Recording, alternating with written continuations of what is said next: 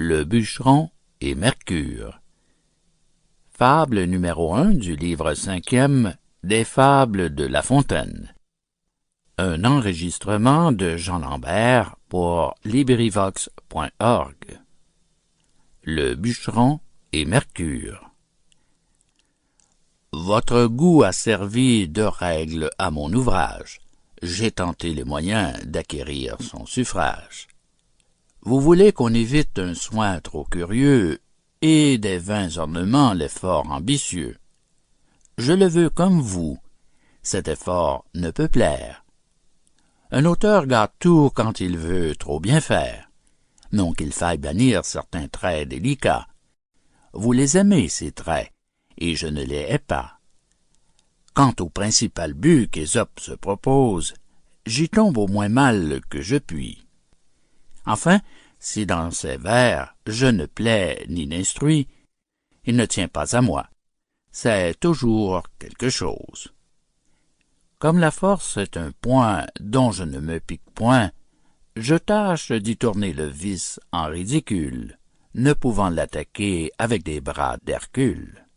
C'est là tout mon talent. Je ne sais s'il suffit.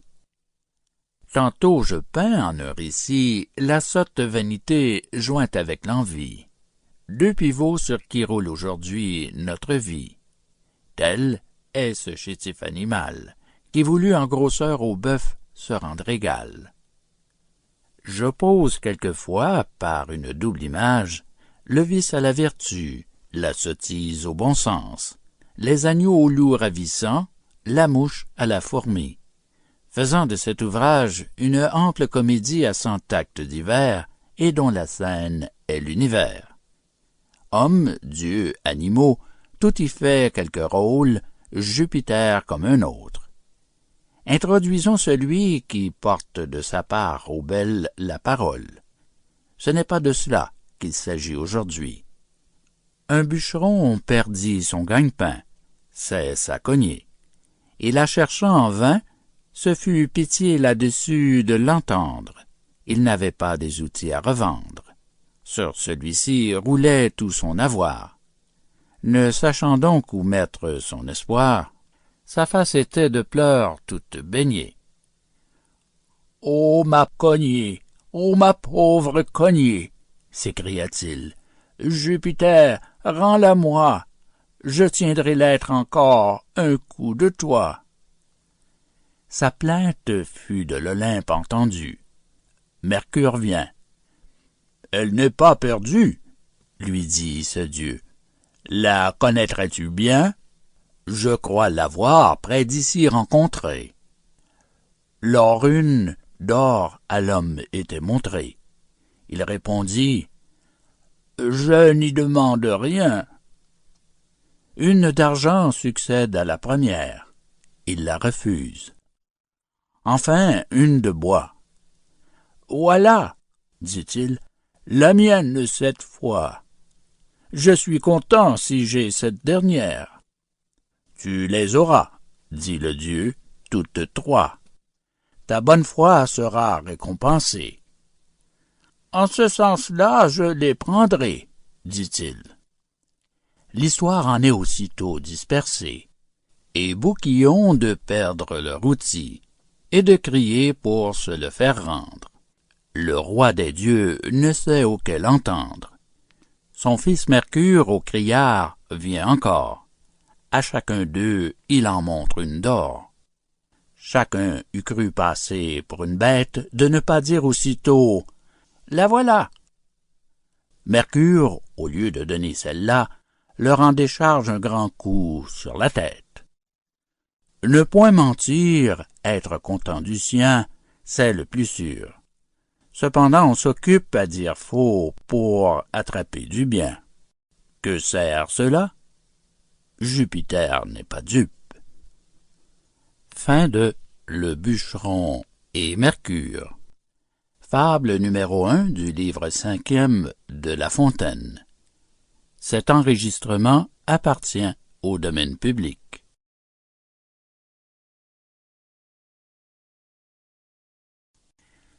Le pot de terre et le pot de fer.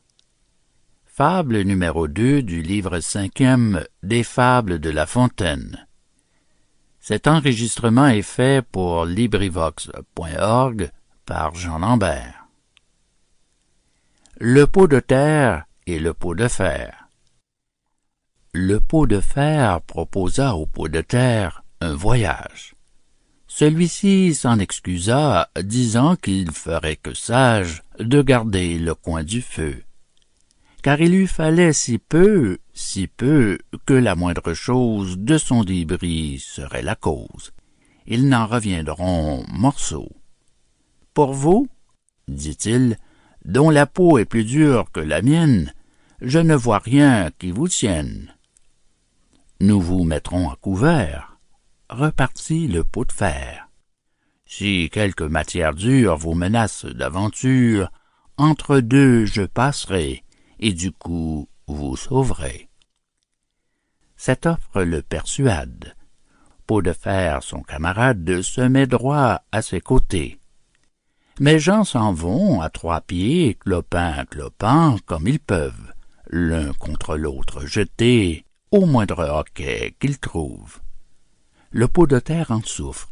Il n'eut pas fait 100 pas que par son compagnon il fut mis en éclat, sans qu'il eût lieu de se plaindre. Ne nous associons qu'avec nos égaux, ou bien il nous faudra craindre le destin de l'un de ces pots. Fin de la fable numéro 2, livre 5e des Fables de La Fontaine, le pot de terre et le pot de fer. Cet enregistrement fait partie du domaine public.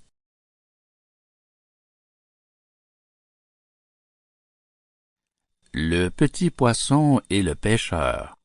Fable numéro 3 du livre 5e des Fables de La Fontaine.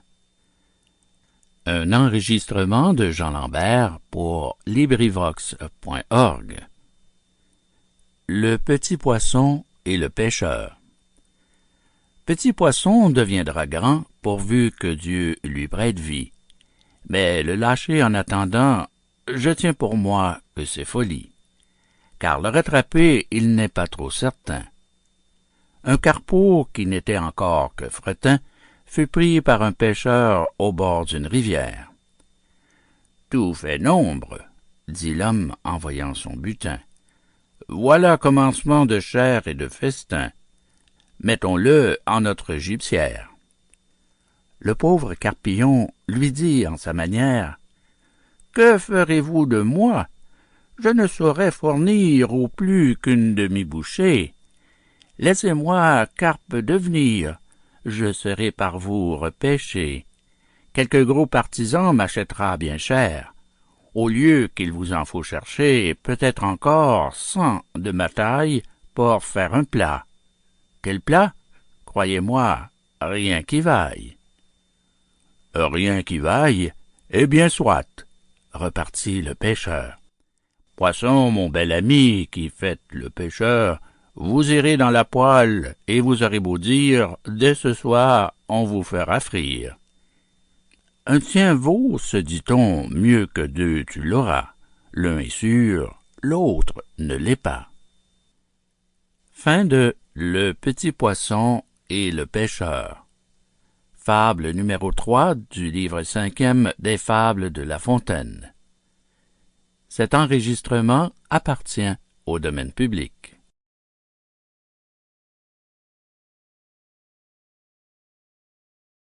Les oreilles du lièvre. Fable numéro 4 du livre 5e des Fables de La Fontaine. Un enregistrement de Jean Lambert pour LibriVox.org. Les oreilles du lièvre.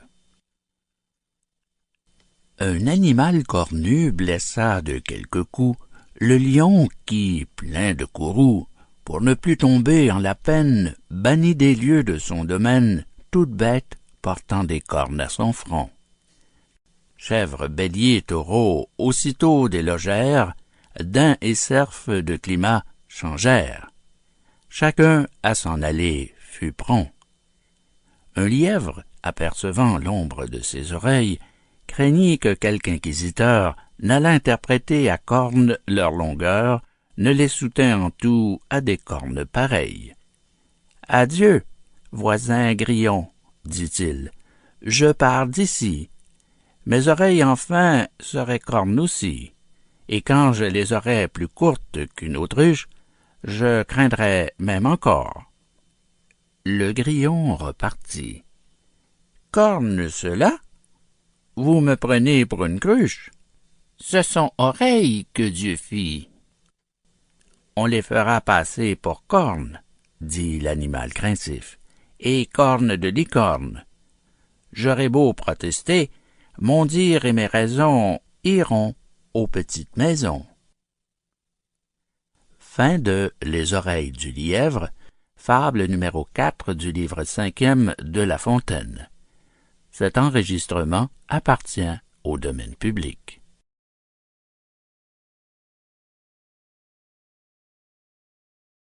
Le renard ayant la queue coupée. Fable numéro 5 du livre 5e des fables de La Fontaine. Enregistrement fait pour LibriVox par Jean Lambert. Le renard ayant la queue coupée. Un vieux renard, mais des plus fins, grand croqueur de poulet, grand preneur de lapin, sentant son renard de lieu, fut enfin au piège attrapé. Par grand hasard en étant échappé, non pas franc, car pour gage il y laissa sa queue. S'étant, dis-je, sauvé, sans queue et tout honteux, pour avoir des pareils comme il était habile, un jour que les renards tenaient conseil entre eux, « Que faisons-nous, dit-il, de ce poids inutile, et qui va balayant tous les sentiers fangueux? Que nous sert cette queue? Il faut qu'on se la coupe. Si l'on me croit, chacun s'y résoudra. » « Votre avis est fort bon, dit quelqu'un de la troupe. Mais tournez-vous de grâce, et l'on vous répondra. » À ces mots il se fit une telle huée que le pauvre écourté ne put être entendu. Prétendre ôter la queue eût été temps perdu. La mode en fut continuée. Fin de la fable numéro 5 du livre 5e de La Fontaine. Le renard ayant la queue coupée. Cet enregistrement appartient au domaine public.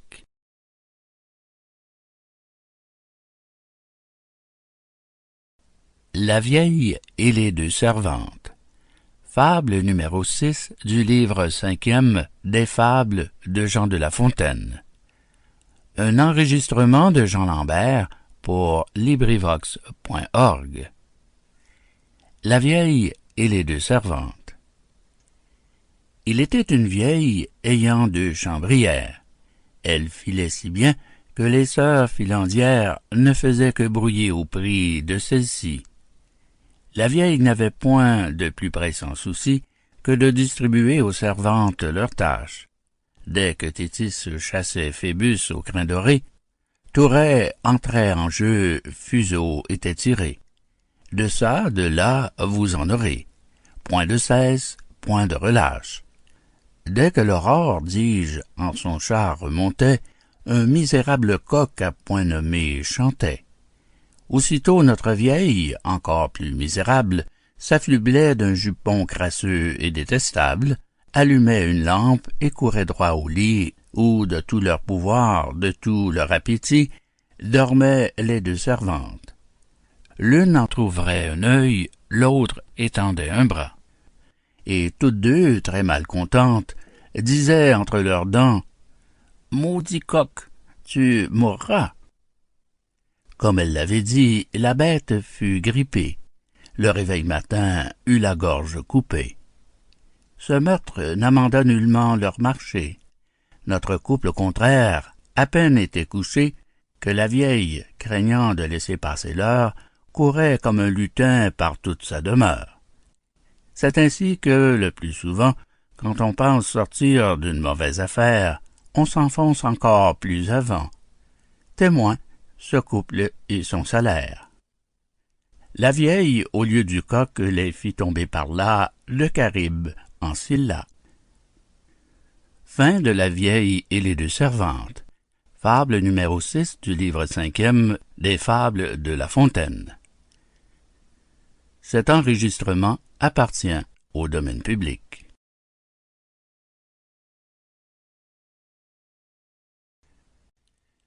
Le satyre et le passant. Fable numéro 7 du livre 5e des Fables de Jean de La Fontaine. Un enregistrement de Jean Lambert pour LibriVox.org. Le satyre et le passant. Au fond d'un âtre sauvage, un satyre et ses enfants allaient manger leur potage et prendre des cuelles aux dents. On les eût vus sur la mousse, lui, sa femme et mes petits. Ils n'avaient tapis ni housse, mais tous fort bon appétit. Pour se sauver de la pluie, entre un passant morfondu. Au brouet on le convie. Il n'était pas attendu. Son hôte n'eut pas la peine de le se mondre deux fois. D'abord, avec son haleine, il se réchauffe les doigts. Puis, sur le mets qu'on lui donne, délicat, il souffle aussi. Le satyre s'en étonne. Notre autre, à quoi bon ceci? L'un refroidit mon potage, l'autre réchauffe ma main. Vous pouvez, dit le sauvage, reprendre votre chemin. Ne plaise aux dieux que je couche avec vous sous même toit. Arrière ceux dont la bouche souffle le chaud et le froid. Fin de Le satyre et le passant, fable numéro 7, livre 5e, des Fables de La Fontaine. Cet enregistrement fait partie du domaine public.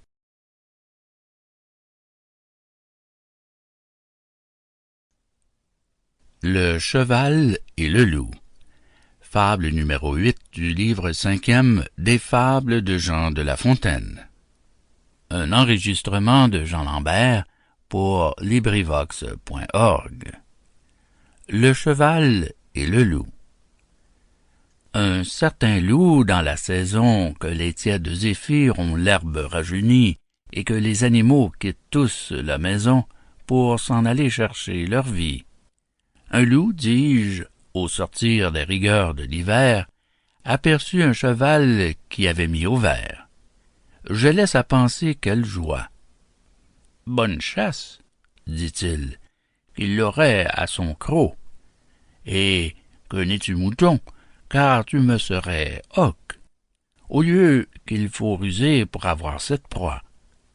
Ruse donc. » Ainsi dit, il vient à pas compter. Se dit écolier d'Hippocrate, qu'il connaît les vertus et les propriétés de tous les simples de ses prés, qu'il sait guérir, sans qu'il se flatte, toutes sortes de maux. Si Don Coursier voulait ne point sceller sa maladie, lui loup gratis le guérirait. Car le voir en cette prairie paître ainsi sans être lié, témoignait quelque mal, selon la médecine. J'ai, dit la bête chevaline, une aposthume sous le pied. Mon fils, dit le docteur, il n'est point de partie susceptible de tant de maux. J'ai l'honneur de servir nos seigneurs les chevaux, et fais aussi la chirurgie.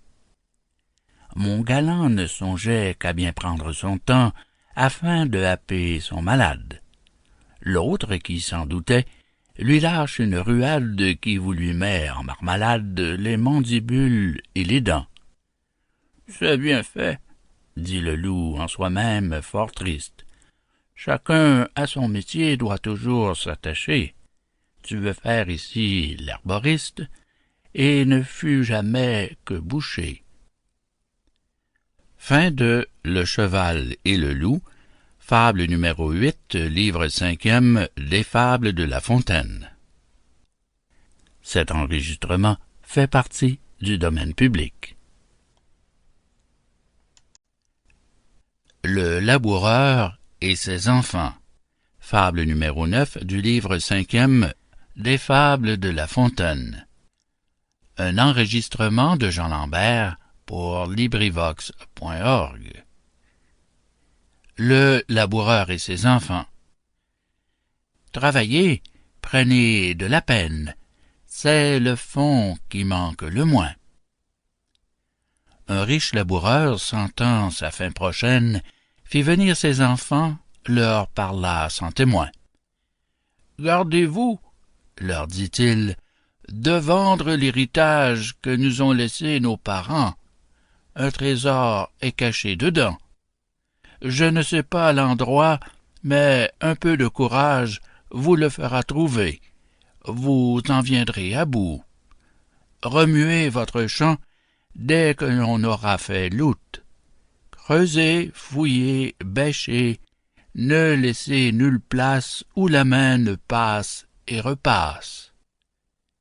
Le père mort, les fils vous retournent le champ.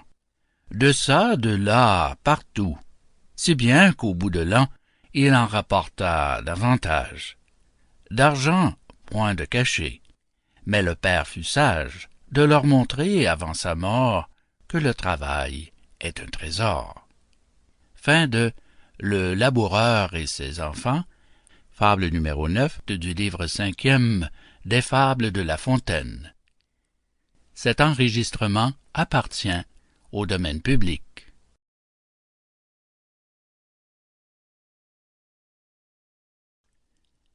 La montagne qui accouche. Fable numéro 10 du livre 5e des Fables de Jean de La Fontaine. Un enregistrement de Jean Lambert pour LibriVox.org. La montagne qui accouche. Une montagne en mal d'enfant jetait une clameur si haute que chacun, au bruit accourant, crut qu'elle accoucherait sans faute d'une cité plus grosse que Paris. Elle accoucha d'une souris. Quand je songe à cette fable dont le récit est menteur et le sens est véritable, je me figure un auteur qui dit « Je chanterai la guerre que firent les titans au maître du tonnerre. » C'est promettre beaucoup, mais qu'en sort-il souvent? Du vent. Fin de La montagne qui accouche. Fable numéro 10 du livre 5e des Fables de La Fontaine. Cet enregistrement fait partie du domaine public.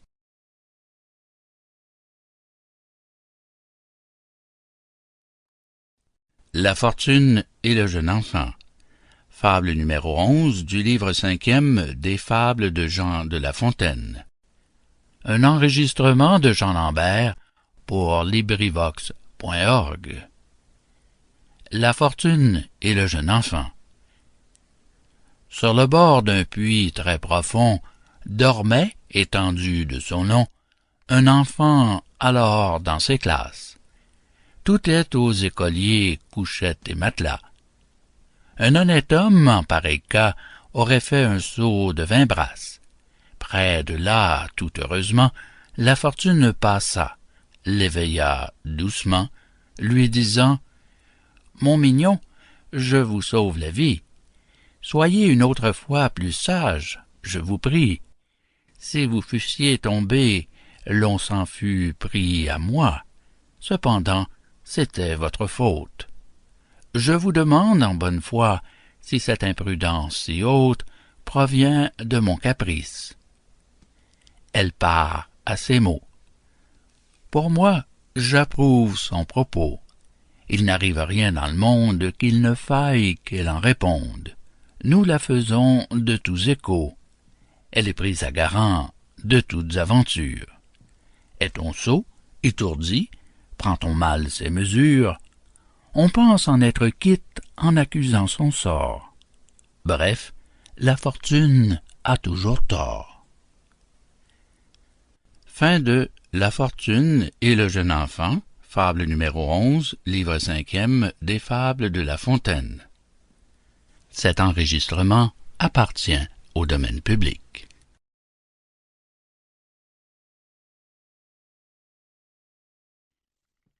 Les médecins. Fable numéro 12 du livre 5e des Fables de Jean de La Fontaine. Un enregistrement de Jean Lambert pour LibriVox.org. Les médecins.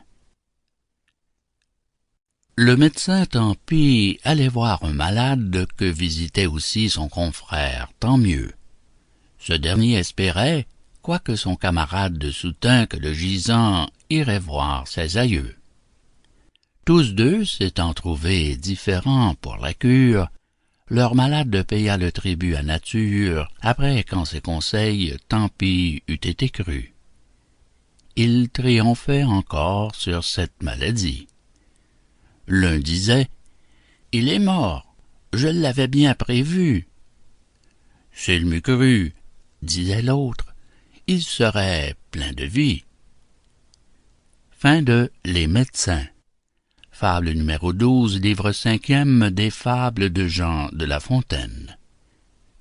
Cet enregistrement fait partie du domaine public.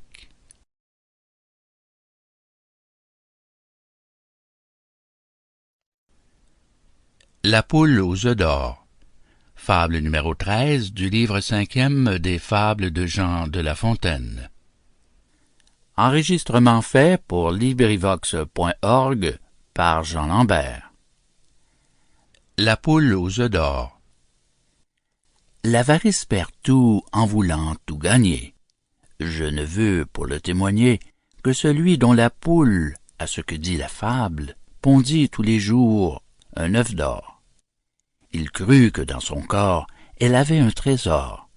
Il la tua, l'ouvrit, la trouva semblable à celle dont les œufs ne lui rapportaient rien, s'étant lui-même ôté le plus beau de son bien. Belle leçon pour les gens chiches. Pendant ces derniers temps, combien en a-t-on vu qui du soir au matin sont pauvres devenus pour vouloir trop tôt être riches. Fin de La poule aux œufs d'or, fable numéro 13, livre 5e des Fables de La Fontaine. Cet enregistrement fait partie du domaine public.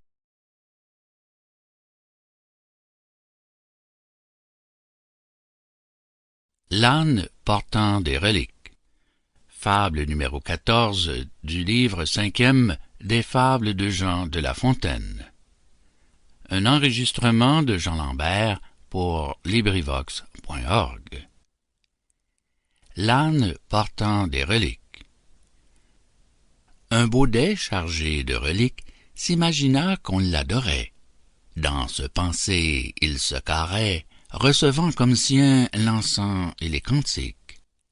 Quelqu'un vit l'erreur et lui dit « Maître Baudet, ôtez-vous de l'esprit une vanité si folle. Ce n'est pas vous, c'est l'idole à qui cet honneur se rend, et que la gloire en est due. D'un magistère ignorant, c'est la robe qu'on salue. » Fin de L'âne portant des reliques. Fable numéro 14, livre 5e des Fables de La Fontaine. Cet enregistrement fait partie du domaine public.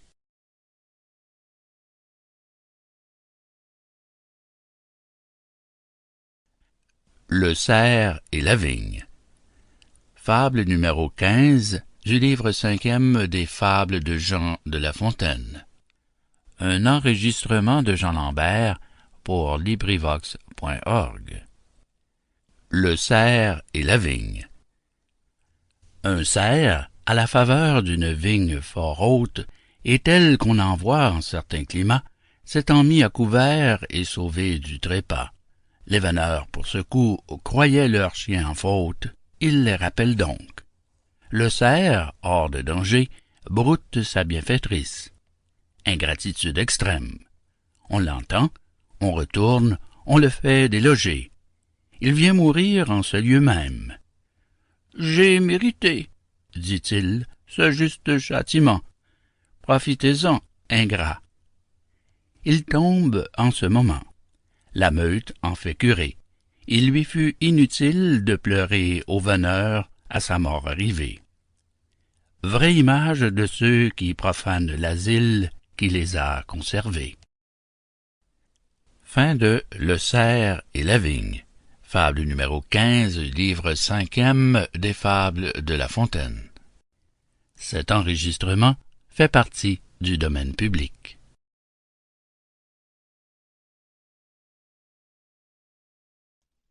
Le serpent et la lime. Fable numéro 16 du livre 5e des Fables de Jean de La Fontaine. Un enregistrement de Jean Lambert pour LibriVox.org. Le serpent et la lime. On conte qu'un serpent, voisin d'un horloger, c'était pour l'horloger un mauvais voisinage, entra dans sa boutique et, cherchant à manger, n'y rencontra pour tout potage qu'une lime d'acier qu'il se mit à ronger. Cette lime lui dit, sans se mettre en colère, « Pauvre ignorant, et que prétends-tu faire? Tu te prends à plus dur que toi, petit serpent tête folle. Plutôt que d'emporter de moi seulement le quart d'une obole, tu te romprais toutes les dents. Je ne crains que celle du temps. » Ceci s'adresse à vous, esprits du dernier ordre, qui, n'étant bons à rien, cherchez surtout à mordre. Vous vous tourmentez vainement. Croyez-vous que vos dents impriment leurs outrages sur tant de beaux ouvrages? Ils sont pour vous d'airain, d'acier, de diamant. Fin de Le serpent et la lime, fable numéro 16, livre 5e des Fables de La Fontaine. Cet enregistrement appartient au domaine public.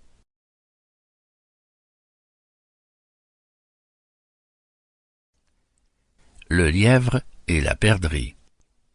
Fable numéro 17 du livre 5e des Fables de Jean de La Fontaine. Un enregistrement de Jean Lambert pour LibriVox.org. Le lièvre et la perdrix.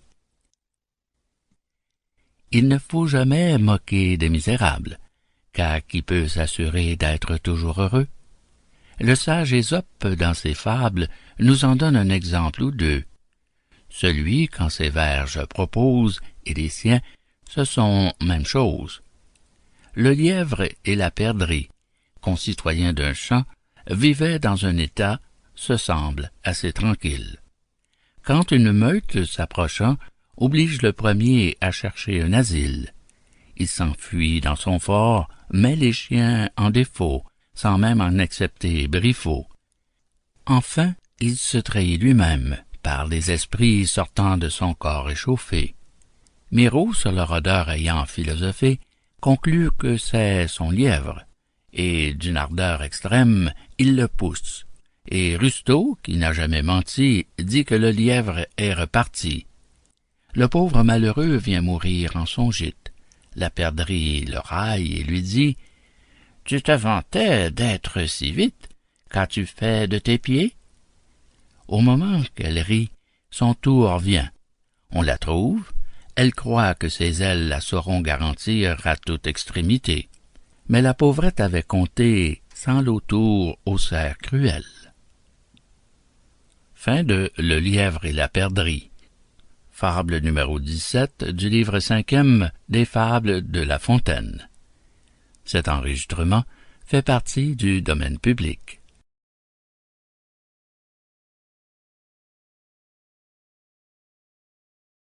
L'aigle et le hibou. Fable numéro 18 du livre 5e des Fables de La Fontaine. Un enregistrement de Jean Lambert pour LibriVox.org. L'aigle et le hibou. L'un jura à foi de roi, l'autre foi de hibou, qu'ils ne se goberaient leurs petits peu ni prou. « Connaissez-vous les miens? » dit l'oiseau de Minerve. « Non, » dit l'aigle. « Tant pis, » reprit le triste oiseau. « Je crains qu'en ce cas pour leur peau. C'est hasard si je les conserve. Comme vous êtes roi, vous ne considérez qui ni quoi. Roi et Dieu mettent, quoi qu'on leur dit, tout en même catégorie. Adieu, mes nourrissons, si vous les rencontrez. peignez-les-moi, dit l'aigle, ou bien me les montrez, je n'y toucherai de ma vie. Le hibou repartit. Mes petits sont mignons, beaux, bien faits et jolis sur tous leurs compagnons. Vous les reconnaîtrez sans peine à cette marque. N'allez pas l'oublier, retenez-la si bien que chez moi la maudite parque n'entre point par votre moyen. Il avait qu'au hibou Dieu donna géniture, de façon qu'un beau soir qu'il était en pâture, notre aigle aperçut d'aventure, dans les coins d'une roche dure, ou dans les trous d'une massure, je ne sais pas lequel des deux, de petits monstres fort hideux. Rechignés, un air triste, une voix de mégère. Ces enfants ne sont pas, dit l'aigle, à notre ami. Croquons-les. Le galant n'en fit pas à demi. Ces repas ne sont point repas à la légère. Le hibou de retour ne trouve que les pieds de ses chers nourrissons, hélas, pour toute chose. Il se plaint, et les dieux sont par lui suppliés de punir le brigand qui de son deuil est cause. Quelqu'un lui dit alors, « N'en accuse que toi, ou plutôt la commune loi qui veut qu'on trouve son semblable, beau, bien fait et surtout aimable. Tu fis de tes enfants à l'aigle ce portrait. En avait-il le moindre trait? » Fin de L'aigle et le hibou. Fable numéro 18 du livre 5e des Fables de La Fontaine. Cet enregistrement appartient au domaine public.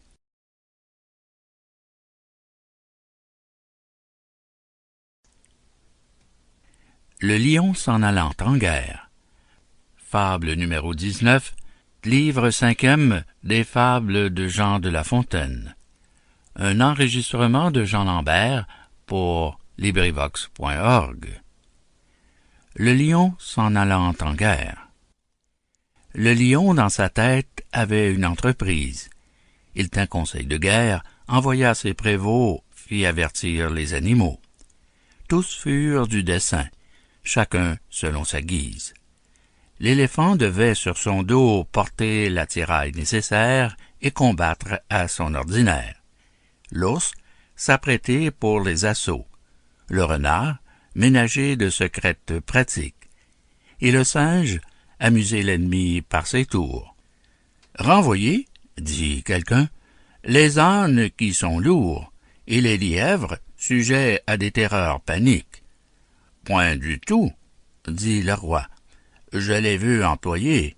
Notre troupe sans eux ne serait pas complète.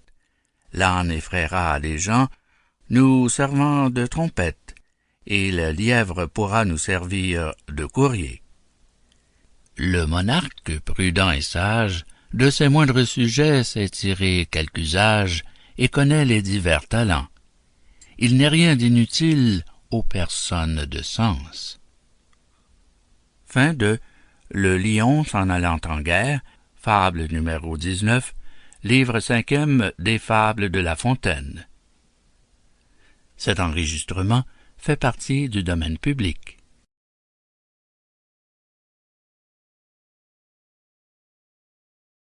L'ours et les deux compagnons. Fable numéro 20 du livre 5e des Fables de Jean de La Fontaine. Un enregistrement de Jean Lambert pour LibriVox.org. L'ours et les deux compagnons.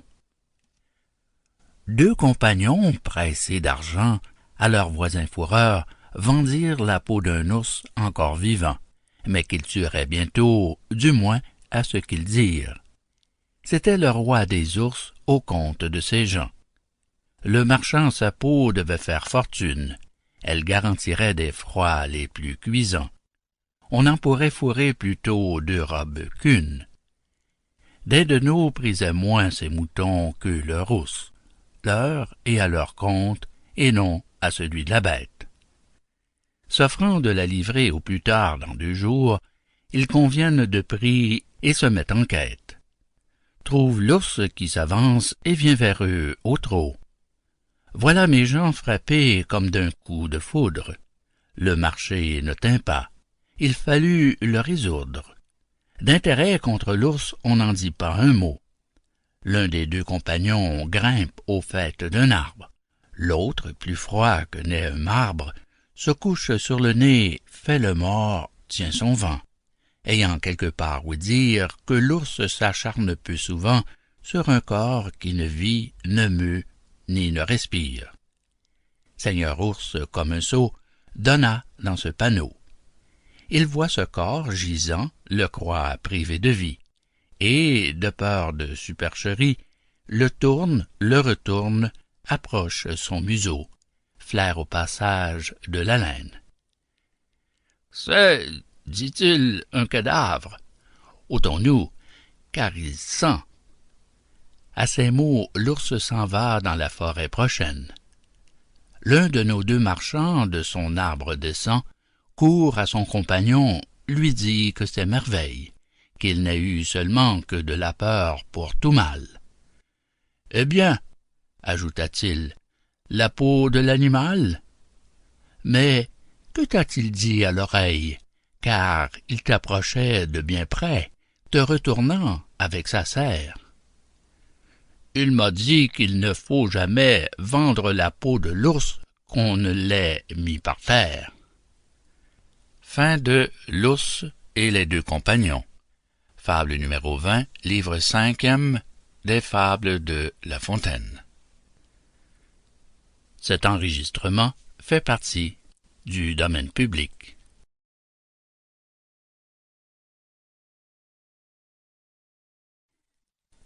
L'âne vêtu de la peau du lion. Fable numéro 21 du livre 5e des Fables de Jean de La Fontaine. Un enregistrement de Jean Lambert pour LibriVox.org. L'âne vêtu de la peau du lion. De la peau du lion, l'âne s'étant vêtu, était craint partout à la ronde, et bien qu'animal sans vertu, il faisait trembler tout le monde. Un petit bout d'oreille échappé par malheur découvrit la fourbe et l'erreur.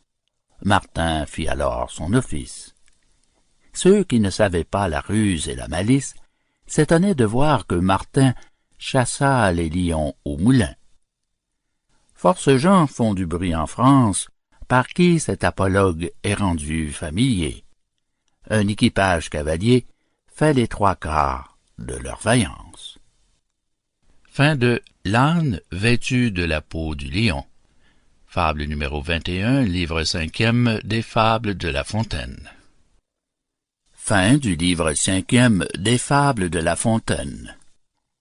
Cet enregistrement appartient au domaine public.